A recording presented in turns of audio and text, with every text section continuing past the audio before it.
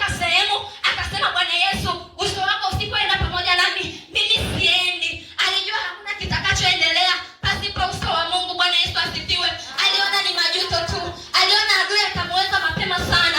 Akasema, Bwana Yesu, uso wako usipoenda pamoja nami, naomba usinitoe mahali hapa. Bwana Yesu asifiwe. Haleluya. Haleluya. Kwa hiyo tunamhitaji Mungu kwenye njia zetu.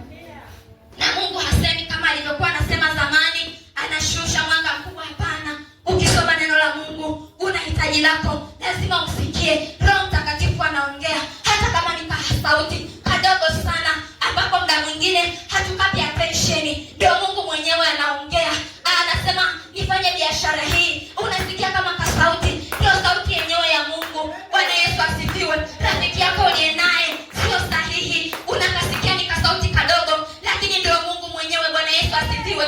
Zaburi 32 mstari wa 8, Biblia inasema, nitakufundisha na kukuonyesha njia utakayoiendea, nitakushauri jicho langu likikutazama. Kama kuna sehemu ambayo kwa mchana wa leo una dilema, ndio sehemu ya Mungu hiyo sasa. Ndio sehemu ya Mungu hiyo sasa. Sio sehemu ya kumpa kipaumbele mwanadamu kwanza kushauri. Hapana, chukua dakika 4, sekunde 5, mwambie Bwana Yesu, ndio sehemu yako hiyo sasa. Umesema utanifundisha, umesema utanishauri. Sio kunishauri tu, jicho lako litakuwa linanitazama. Bwana Yesu asifiwe. Nishauri, ninataka kufanya kitu fulani, nishauri. Ninataka niende hapa, nishauri. Ninataka kusoma kitu fulani, Bwana Yesu, nishauri. Haleluya. Ushauri wa Mungu hauishi na majuto. Bwana asifiwe sana.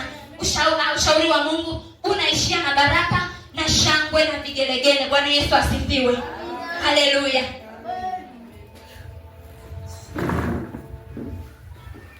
Pia tunaweza tukasoma katika Mithali 3 mstari wa 5. Ni kifungu ambacho kinajulikana na watu wengi. Tukiangalia tena Mithali 3 mstari wa 5.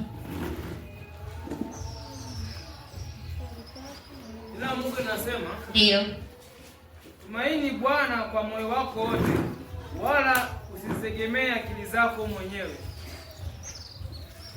Bwana Yesu asifiwe. Biblia inazidi kusema, mtumaini Bwana kwa moyo wako kwa moyo wako wote, wala usizitegemee akili zako mwenyewe. Kwa sababu alijua akili za mwanadamu zina kikomo. Bwana Yesu asifiwe.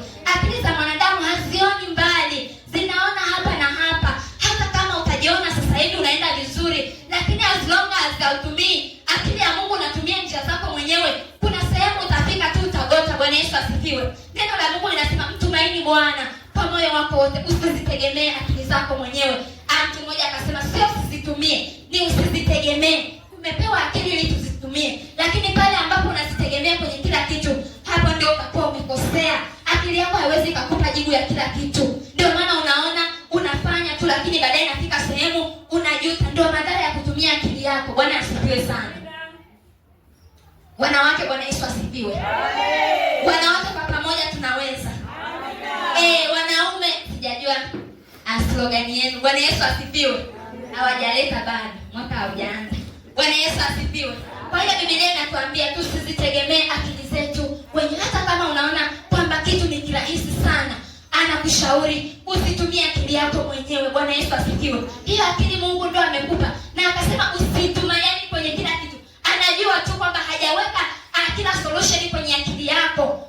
Kuna mengine lazima utafute uso wa Mungu, na sio mengine tu, labda kwa kila kitu lazima uende kwa akili za Mungu, lazima uende kwa ushauri wa Mungu, usiende kwa akili zako mwenyewe. Kuna msemo unasema, adui unayemweza usimwachie Mungu.